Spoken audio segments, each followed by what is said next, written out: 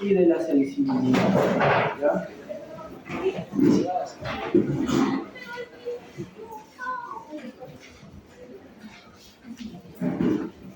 Entonces, cuando evalúen la fuerza, lo primero que tienen que recordar es ante quién se están enfrentando, ¿no? Entonces recuerden de que una cosa es evaluar la fuerza en un joven de 30 años de edad, de 25 años de edad, y otra cosa es evaluar la fuerza pues en una abuelita de 85 años, diabética, hipertensa y con artrosis, ¿no? Entonces, lo primero es aterrizar, individualizar cada caso, ¿no? Entonces, probablemente la única referencia que ustedes tengan por persona es evaluar un lado con el otro lado, ¿no? Para ver si es que hay algún déficit motor significativo, ¿ya? Ahora, de frente vamos aquí, ¿no? Recuerden ustedes de que el control motor se realiza básicamente con una serie de vías, haces, tractos o fascículos, donde el más importante pues es la vía piramidal.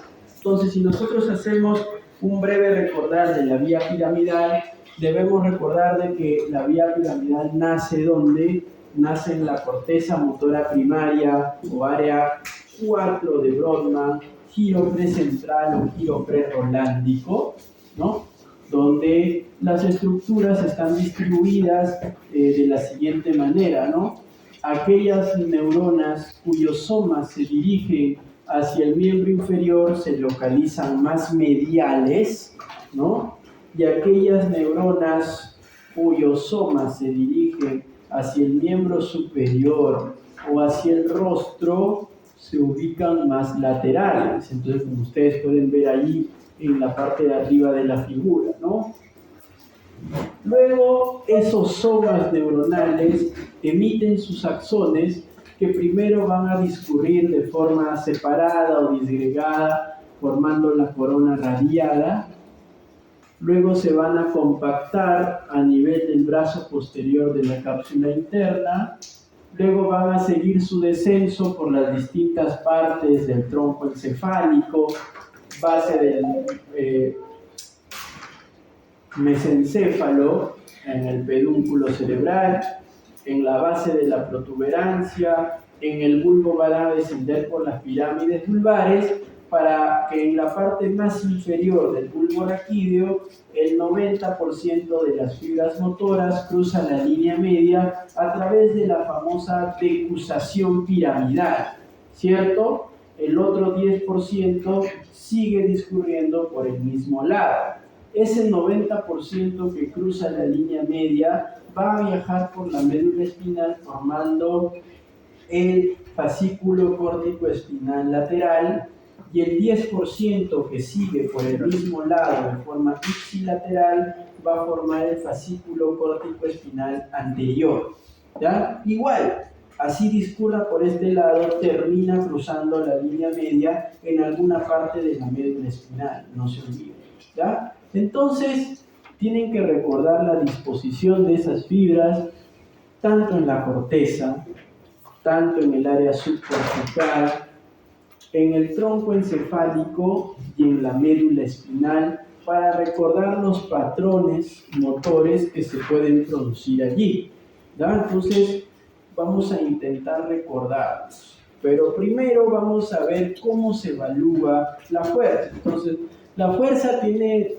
dos tipos de forma de evaluar, ¿no? La motilidad pasiva, que prácticamente es la inspección, el ver cómo está sentado o echado el paciente, o ver si es que adopta alguna postura típica, cómo camina, por ejemplo, ¿no? Si el paciente ingresa al consultorio con el brazo pegado al cuerpo, con la pierna ligeramente hacia afuera, y cuando camina hace esto, ¿no? Típicamente es una marcha como secuela de una lesión de la primera motoneurona, la famosa marcha del segador, ¿no? Típico, ¿no? Ustedes ya saben. Entonces ya saben que ese paciente ha sufrido de algo, probablemente un accidente cerebrovascular. Entonces no es necesario ni tocarlo, basta verlo, ¿no? En cambio, la otra parte del examen físico es la motilidad activa, en la cual ustedes sí son partícipes de la evaluación clínica, como por ejemplo pidiéndole que ejecute un acto motor específico, como pidiéndole que ejecute una maniobra especial ya previamente definida, o como que se oponga a los movimientos o a la resistencia que ustedes le puedan aplicar a algún movimiento en particular. Entonces, en la inspección es verlos, ¿no?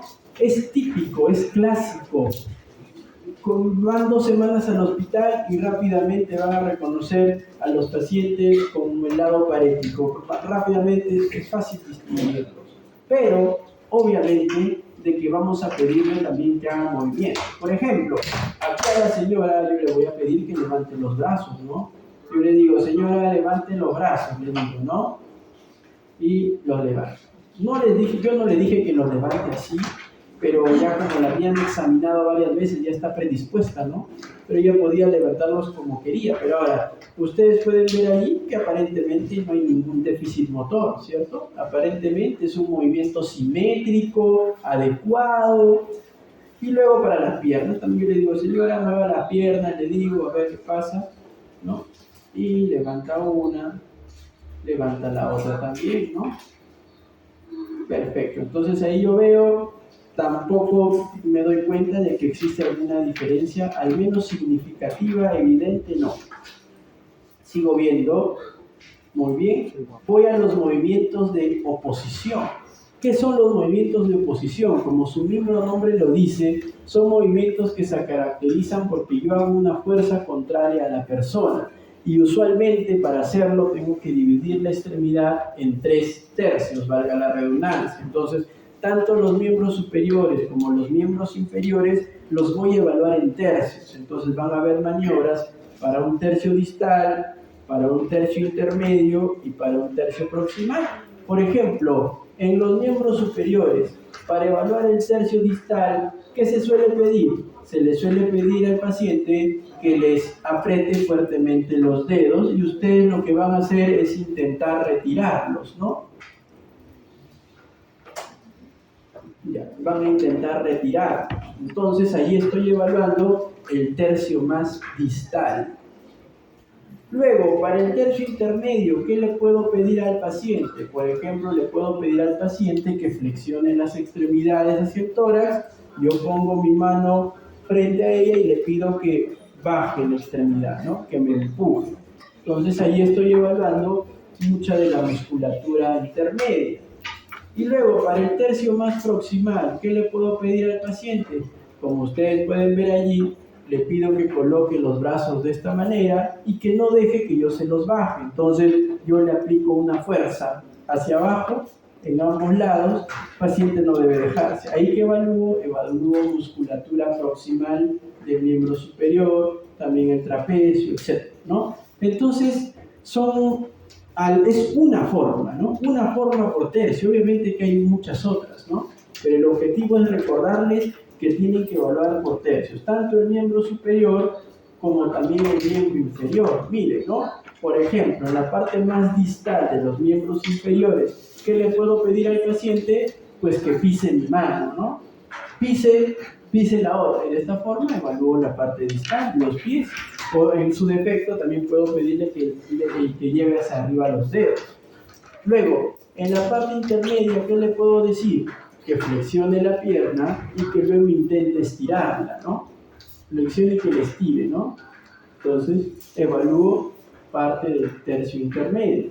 Y luego, para la parte proximal, ¿qué hago? Le pido que eleve la pierna y yo coloco mi mano por encima de su rodilla, ¿no? Le digo, levante la pierna, mi mano está por encima de su rodilla y obviamente evalúo la musculatura más proximal, ¿no? Igual allá, le pido que eleve la pierna, mi mano por encima de la rodilla, lo que evalúo es musculatura proximal. Entonces, de esa forma, ustedes van a tener un panorama de qué es lo que ocurre con la fuerza en los tercios del miembro superior, del miembro inferior, de ambos lados. Y eso les va a permitir a ustedes, obviamente, graduar la fuerza, ¿ya?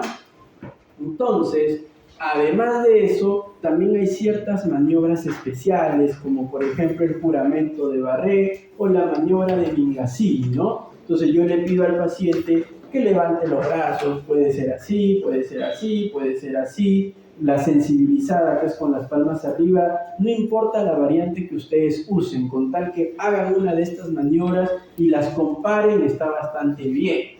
Entonces, en la primera imagen, yo le pido a la señora que mantenga los brazos ahí, en búsqueda, en primer lugar, de alguna caída, y en segundo lugar, de alguna rotación, porque en los casos muy sutiles de debilidad, quizá no hay una caída, pero sí haya una rotación interna de la extremidad, ¿ya? Por ejemplo, miren el otro caso de la señora, ¿no? Yo le digo que por favor mantenga los brazos ahí, y ustedes miren cómo lentamente va cayendo una de las extremidades, ¿no?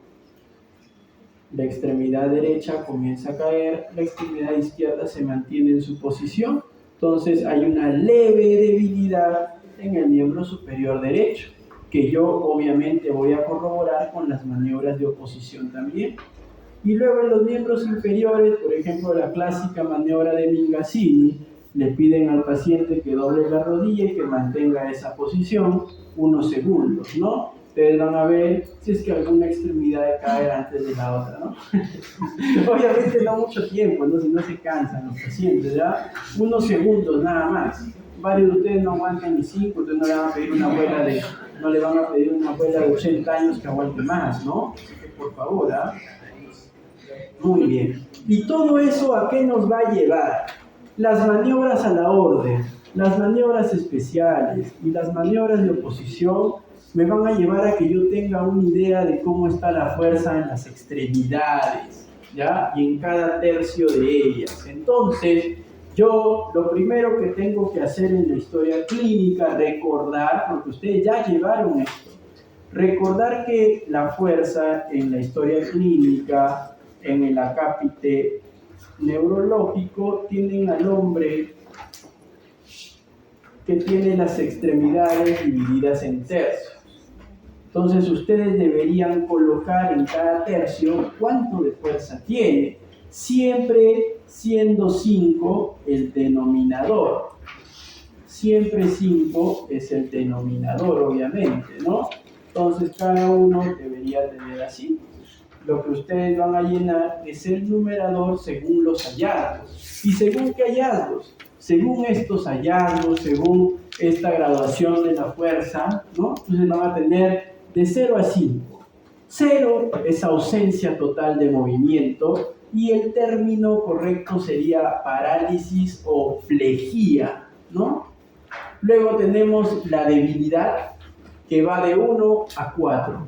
En el grado 1, el paciente es capaz de producir una contracción muscular, pero que no genera desplazamiento. Entonces, supongamos que mi mano está encima de la camilla, le digo al señor, mueve el brazo, veo que el señor logra contraer ciertos grupos musculares, pero no puede desplazar la extremidad 1.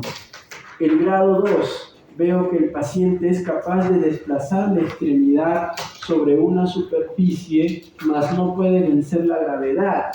2. En el grado 3, el paciente es capaz de mover lateralmente sobre una superficie horizontal, mover verticalmente sobre una superficie, ¿no? Pero si es que yo le pongo una fuerza contraria, ya no lo puede hacer. 3. El 4, el paciente logra vencer la gravedad y también logra vencer de forma parcial la fuerza contraria que yo le aplico en las maniobras de oposición, puntúa 4, y el 5 pues es que puntúa, o que mejor dicho la fuerza está totalmente normal para una persona de su contextura, de su edad. Es por eso que toda evaluación de la fuerza tiene que ser de forma bilateral y simétrica, para que tengan con qué comparar. Del número 1 al 4 se le llama debilidad, pero el término médico correcto es paresia, ¿no? Una cosa es que ustedes presenten al paciente, viene el asistente, ustedes están de guardia en el Hipólito Unánime. ¿Por qué viene? Doctor, tiene una debilidad en el brazo y la pierna derecha. ¿Se entiende? Sí, ¿no? Todo el mundo lo entiende. Pero suena diferente a, doctor, el paciente acude por una hemiparesia facio-brachioplural. Ah, suave, ¿no? Este sabe, yo diría, este sabe, ¿no? Ya no le puedo florear, ¿no? Entonces, se ganan ustedes un prestigio, un nombre, no se olviden, ¿ya? Muy bien, sigamos. Entonces, el gráfico de la fuerza, para que no lo olviden, recuerden, siempre este es lado derecho, lado izquierdo. Acá, obviamente, para no recargar la diapositiva, no he puesto los valores al otro lado. El valor normal es 5, entonces lo que va a variar es el numerador. Yo puedo encontrar un paciente que tenga, por ejemplo, en el lado derecho, lado izquierdo, que tenga 5 de 5 acá en todo, ¿no? 5, 5, 5, 5, pero en el lado izquierdo puede tener 1, 1, 1, y acá abajo en la pierna puede tener 2, 2, 2, ¿no? Entonces, es una debilidad y yo puedo complementar inclusive con los hallazgos en el rostro. Si yo grafico acá, quiero decir que el paciente tiene una parálisis facial de tipo central, también en el mismo lado izquierdo que va de la mano con la debilidad. Ustedes también deben recordar, pero más adelante vamos a hablar de eso. Entonces, vamos a encontrar nosotros hallazgos. Por ejemplo, aquí, ¿no? Acá. Obviamente estamos omitiendo los valores del lado derecho porque son normales, ojo, para no recargar la diapositiva, pero siempre se tiene que colocar. Miremos este paciente. Este paciente, el lado derecho está normal, el lado izquierdo tiene una fuerza normal en el miembro superior, pero en el miembro inferior tienen el tercio proximal normalidad, pero en el tercio intermedio y en el tercio distal tiene debilidad. Entonces, ¿cómo yo describo ese hallazgo? ¿Cómo lo describo? Entonces, este paciente yo voy a describir que tiene una monoparesia. Mono de uno, pues, de una extremidad. Tiene una monoparesia, ¿por qué? Porque hay debilidad. Monoparesia. Crural, porque para referirme al miembro inferior utilizo la palabra crural. Para referirme al miembro superior utilizo la palabra braquial. Y para describir una asimetría facial uso el término facial o facio, ¿no? Entonces tiene una monoparesia crural izquierda a predominio distal. ¿Por qué a predominio distal? Porque veo que la parte proximal es normal, pero veo que la parte distal es la más alterada o anormal. Entonces, si yo leo esto, me imagino algo así.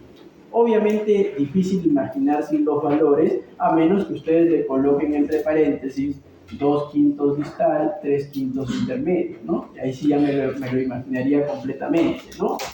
El otro lado, miren, ¿no? En el otro lado, ven que la debilidad ya no solo abarca al miembro inferior, sino que la debilidad ya está abarcando también al miembro superior. Entonces ya no utilizo la palabra mono, sino utilizo el prefijo hemi. ¿Por qué? Porque ya está abarcando todo un hemicuerpo. Entonces esta sería una hemiparesia izquierda no proporcional. ¿Por qué no proporcional, doctor? No proporcional porque no está afectando de forma simétrica al miembro inferior y al miembro superior, no. Este está peor que el brazo, la pierna está peor, entonces por eso es no proporcional. A predominio, o sea, ¿quién está más afectada? Pues la pierna, por eso pongo a predominio, a predominio crural. Entonces yo me imagino, leo esto y me imagino algo parecido. No con los valores, como diría, puedo añadir los valores para imaginármelo completamente, pero igual el escuchar esto me da una idea muy similar a esta, ¿ya? Entonces así, hemiparesia, hemiplegia, monoparesia, paraplegia, paraparesia, disparesia braquial. Entonces hay un montón de combinaciones que ustedes, si están afectadas las 4 enfermedades, cuadriparesia, por ejemplo, ¿ya? Son términos que ustedes ya conocen, yo lo sé, solamente estamos recordando, ¿ya? Muy bien, perfecto. Por ejemplo, aquí, vamos a llamar a una persona, ¿no? Para hacer obviamente partícipes para que puedan ir a comer tranquilos en sus casas, ¿no?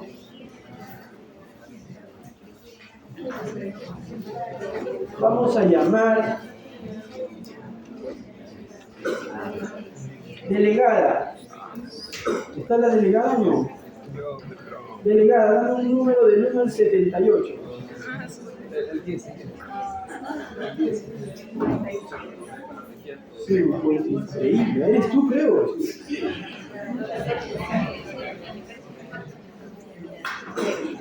Ya, a ver. La delegada nombró al número 56. Giancarlo Prioli. Acércate, por favor, Giancarlo. Un fuerte aplauso para Giancarlo.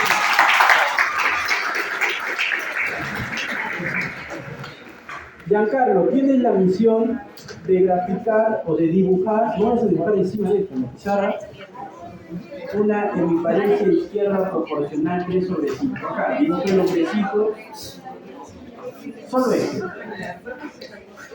O sea, primero dibuja al hombre, ya sabes. Tranquilo, acá todos son tus amigos, nadie te va a juzgar. Por favor, no lo graben, ¿ah? No lo graben. No lo expongan, ¿ah? Esa parte del video córtela de ahí.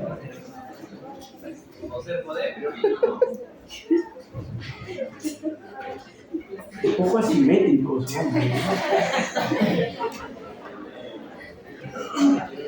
También falta un tercio.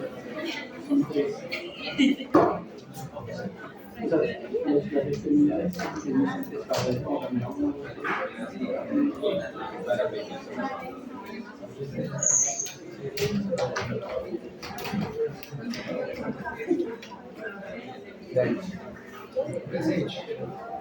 ya. Hasta ahí tiene el 1% del dibujo, ¿no? Que es el cuerpo. Ahora, te dicen que el paciente tiene una hemiparesia, o sea, hay una debilidad en el lado izquierdo. Ajá. Ya. Y colócale, ¿cómo irían los números para que sea una hemiparesia proporcional 3/5? ¿Cómo colocarían los números? Si quieres ayuda de alguien, dame un número del 1 al 78, para que alguien venga a ayudar. Yo quiero ayuda del 50. Del 50. Natalia Maura está.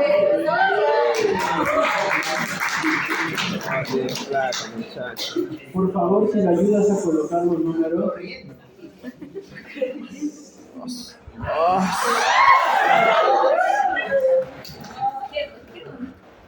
Sí. El derecho también falta. Entonces, si yo veo esa imagen, veo una hemiparesia izquierda 3/5 proporcional, ¿cierto? Es un aplauso para sus compañeros.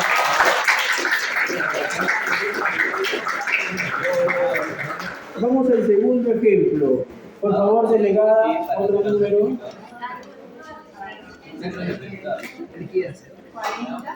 40. Romina Daniela. Romina, adelante, por favor. El segundo ejemplo, una hemiplejía izquierda. Toma no, ahí está la mota, mira, encima.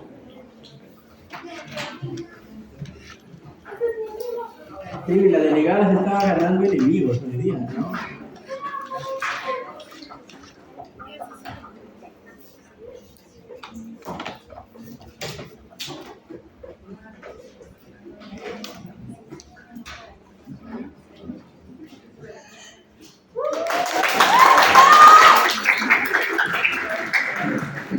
Una hemiplejía izquierda, y por favor, señorita, un número del 1 al 78. 10. 12. Noé. Noé está.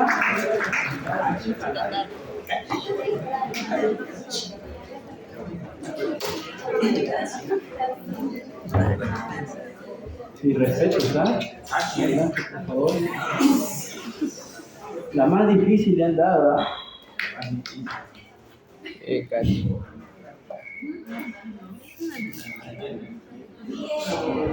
Una paraplejía,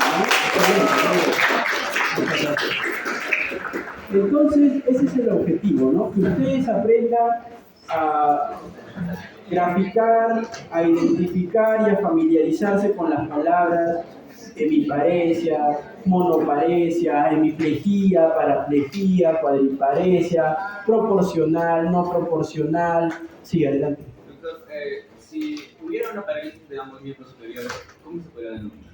¿Parálisis o paresia? ¿Cuál de las dos? Parálisis. Sería una diparesia braquial. Algo me decía que alguien iba a preguntar eso, ¿no? Pues está bien, está muy bien. Excelente. Pocas horas. Ahora, una diparesia braquial sería pues algo extremadamente raro. ¿Por qué? Porque debería haber una lesión que te explique una debilidad de ambos brazos. O sea, ¿dónde ubicarías anatómicamente la lesión? Pues tendría que ser alguna enfermedad que afecte de forma muy localizada parte de la médula espinal cervical, ¿no? Pero muy focal, ¿no? Muy raro, infrecuente, ¿no? ¿Ya? Muy bien, entonces sigamos. Regresamos nuevamente a los patrones de debilidad y los vamos a analizar 5. Ustedes van a encontrar 5 tipos de daños de la vía motora. Un daño cortical, que es raro, muy infrecuente, y vamos a ver por qué.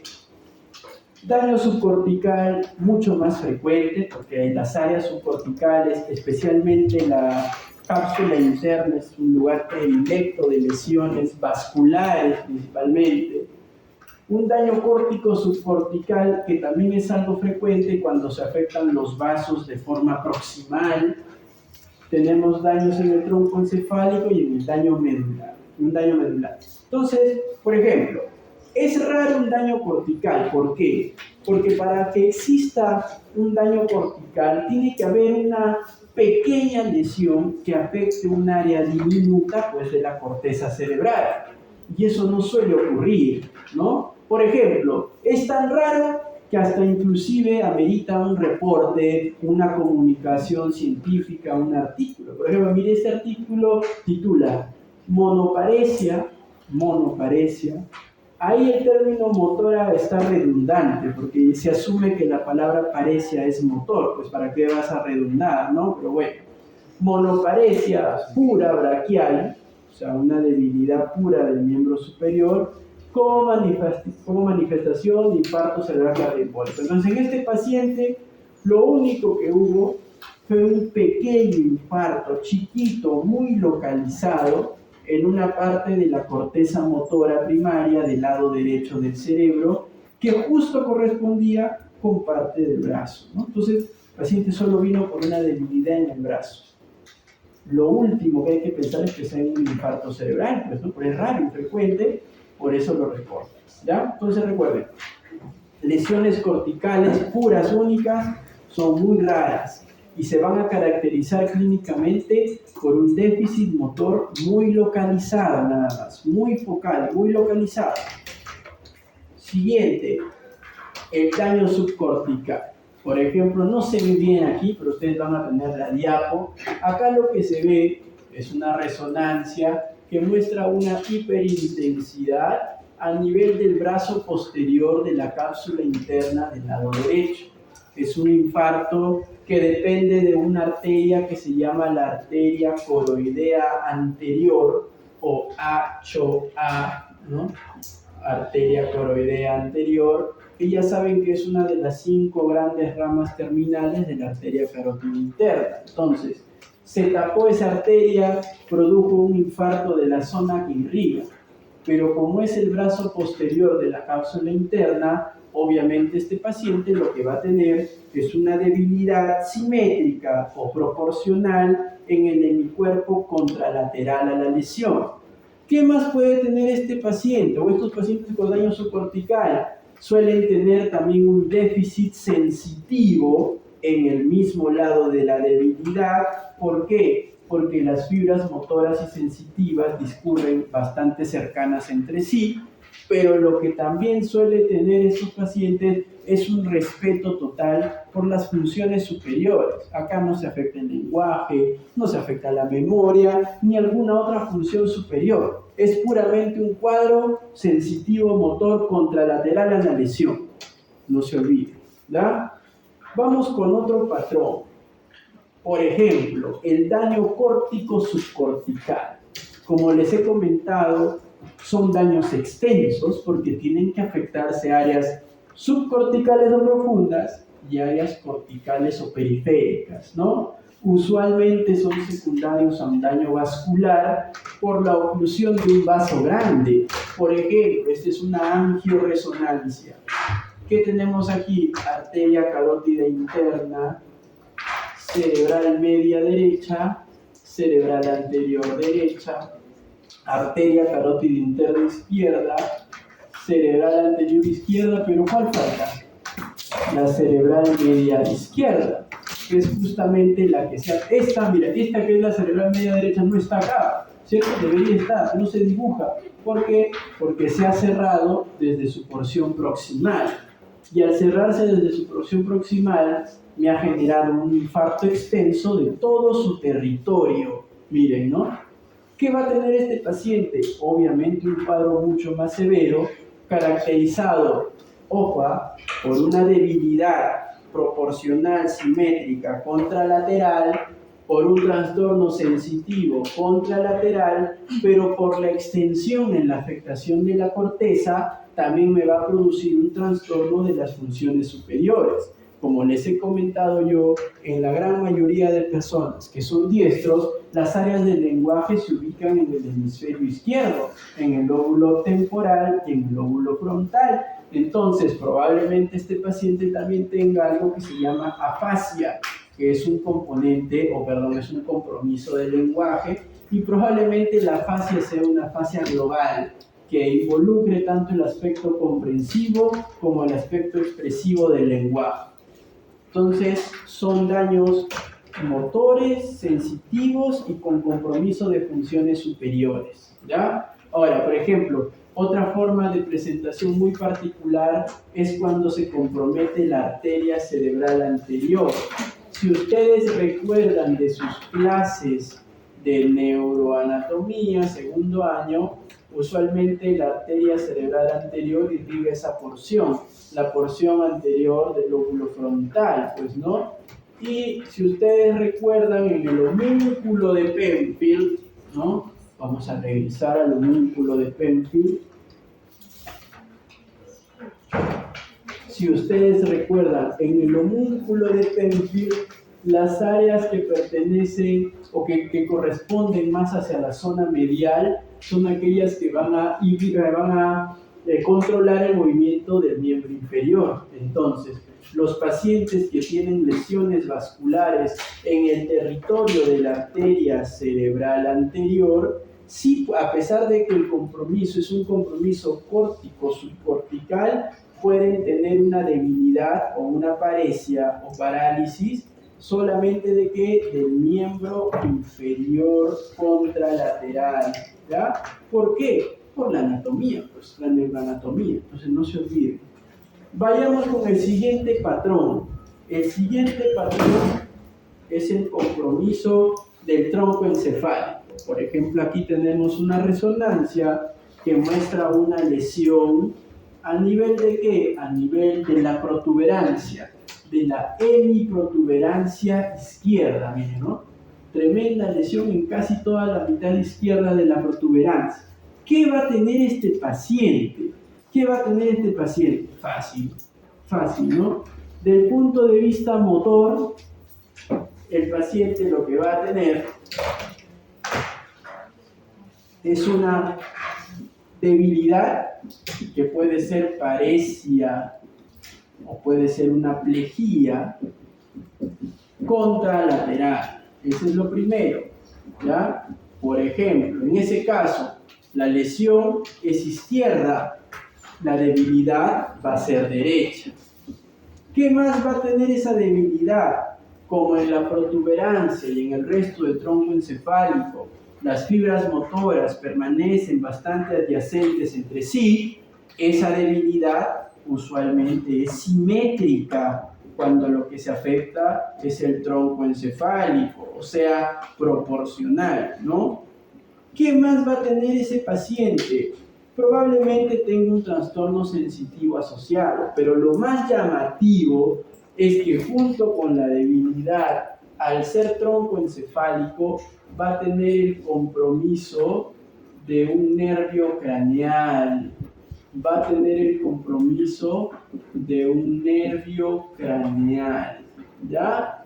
Y obviamente, acá la lesión es izquierda, la debilidad es derecha, pero el nervio o los nervios craneales comprometidos van a ser izquierdos, ¿ya? Y si ustedes recuerdan, entonces acá el nervio craneal va a ser ipsilateral a la lesión, ipsilateral, en este caso izquierdo.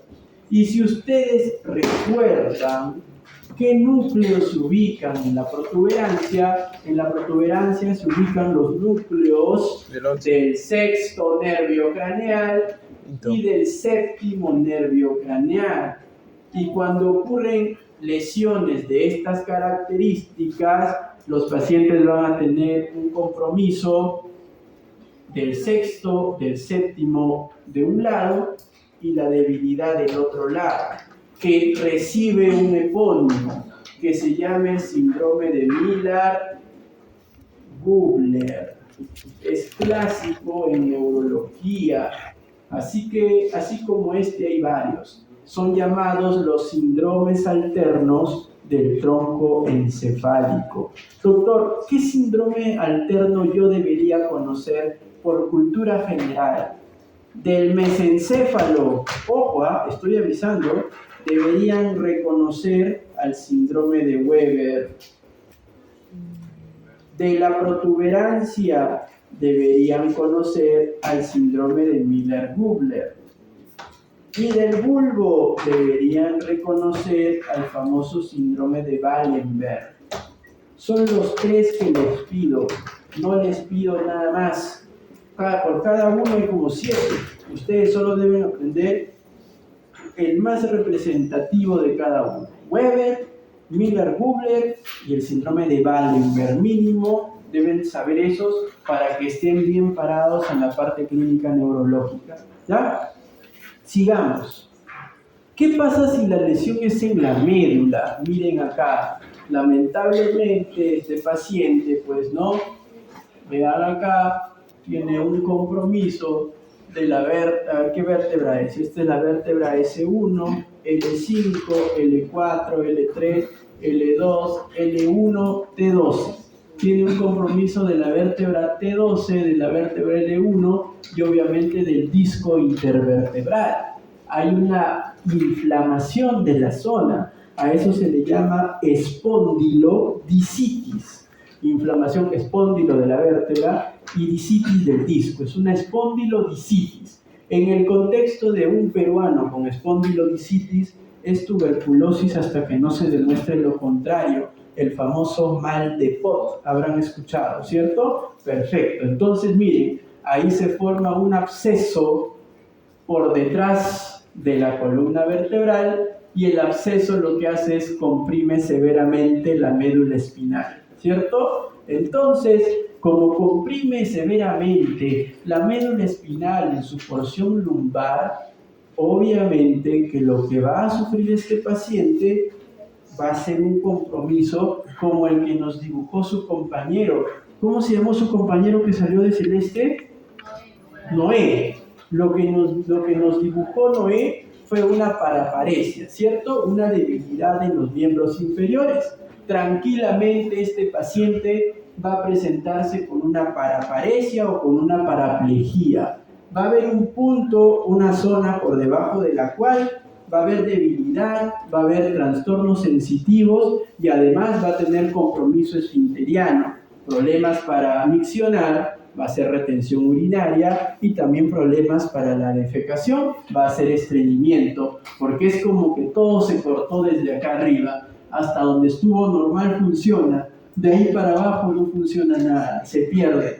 ¿ya? Entonces, cuando la lesión esté en la médula espinal, lo que se va a producir es un déficit motor que va a estar por debajo de la lesión, por debajo de la lesión. Este paciente, sus brazos los va a mover normales, su cara normal, la mente va a estar normal, el problema es de ahí hacia abajo. ¿Qué más? Va a haber un déficit sensitivo, usualmente también por debajo de la lesión. Y esto se va a encontrar con el famoso nivel sensitivo, ¿no? Probablemente este paciente va a sentir, doctor, yo siento como que tengo una correa acá que me ajusta o algo me ajusta y a partir de ahí abajo ya me toco y no siento bien, lo siento entumecido, lo siento adormecido. Nivel sensitivo, y va a tener también problemas esfinterianos, ¿ya? Problemas esfinterianos, retención urinaria y estreñimiento. Pacientes que llegan con su retención urinaria con su globo vesical, ¿ya? Con su globo vesical. Perfecto. Y sigamos.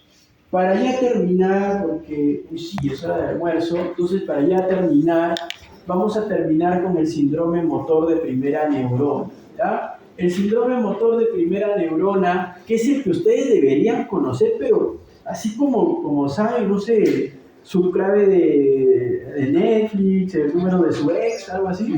Así deberían conocer el síndrome motor de primera neurona, ¿ya? Así, de memoria, sin que te lo quieras sacar, está ahí, ¿ya? Entonces, ¿por qué se caracteriza? Lo más importante, la debilidad, pues, ¿no? Tiene que haber, porque si no hay debilidad, no hay síndrome motor, pues, ¿no? Debilidad. ¿Qué más debería haber? Un aumento del tono muscular, una hipertonía. Pero hay dos tipos de hipertonía. Tienen la espasticidad y tienen la rigidez. Ojo, de eso hay diapositivas también, lo veremos la siguiente vez, ¿ya? Pero esta es una hipertonía tipo espástica. Luego, ¿qué va a haber? Un aumento en la intensidad de los reflejos. Vamos a tener el famoso signo de Babinski presente. Vamos a tener clonus, que es el grado máximo de hiperreflexia, y obviamente por el desuso va a haber cierto grado de atrofia muscular, pero que se va a producir tardíamente en el tiempo, de forma evolutiva, ¿ya? Entonces, por ejemplo, vamos a ver acá el video. ¿De qué trata el video? Vamos a ver. Ojo que todos esos cambios son del síndrome motor clásico, el síndrome piramidal que le dicen de primera neurona es tardío, ojo, no voy a ser, doctor, el primer día de su internado, me escriben, ¿no? Yo estoy ahí, ustedes están en la Good Hope, ¿no? Y justo me toca mi consulta y ese día, doctor, me mintió. Usted me dijo que un síndrome motor de primera neurona tenía hipertonía, hiperreflexia, Babinski, mi paciente solo tiene la debilidad. Todo el lado derecho está adormecido, más bien está flácido. Claro, cuando la lesión es aguda, hay hipotonía, hay hiporreflexia, no hay Babinski, sino que este ya es el establecido, el crónico, el clásico, el que tiene más de 7 días probablemente de evolución. Porque en la etapa aguda, lo único que hay es la debilidad que tiene pues el territorio de la primera motoneurona, ¿ya? Y veamos el video aquí. A ver. Miren, ¿no? Ahí yo le pido que levante la mano, levanta la izquierda. Y le pido que levante la otra mano y nada, ¿no? Nada. Una debilidad, miren, ¿no? Una plejía. Le levanto, lo recibo, nada, ¿no? Entonces hay una disminución, una ausencia de movimiento en el miembro superior derecho. Y si yo lo veo en la pierna izquierda, también miren, ¿no? Cómo mueve bien solito la pierna izquierda y la derecha, nada, ¿no?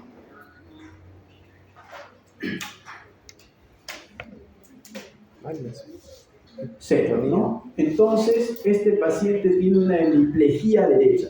¿Por qué pongo el video acá? Porque, ojo, no cualquier debilidad es o tiene como causante una lesión de la primera motoneurona. Entonces, ustedes tienen que estar bien parados en la parte de la neuroanatomía. porque si no se pueden presentar casos como el que nos preguntó su compañero. Doctor, yo siento que en las noches se me debilitan los brazos, no tengo fuerza ni para agarrar una taza, siento que me falta el aire, tengo insomnio, no puedo dormir. Pensar que una debilidad que solo afecta a los miembros superiores tiene como causa una primera motoneurona es descabellado, pues, ¿no? Porque no es la distribución típica de una... ¿Qué tiene que afectarse para que solo los... No, es prácticamente imposible. Probablemente detrás hay otro diagnóstico, más aún si es que ustedes indagan en los síntomas del paciente. Entonces, tienen que estar bien parados en la parte neuroanatómica para que de esa forma puedan reconocer cuáles o qué tipo de debilidades sí tienen una explicación neurológica y cuáles no. ¿Ya? Entonces, con el permiso de la delegada, ¿está la delegada? Lo dejamos ahí por hoy día para ir a almorzar, un almuerzo. Gracias. Eso es todo. Yo a la delegada le mando las clases y también coordinamos la siguiente sesión. ¿Ya?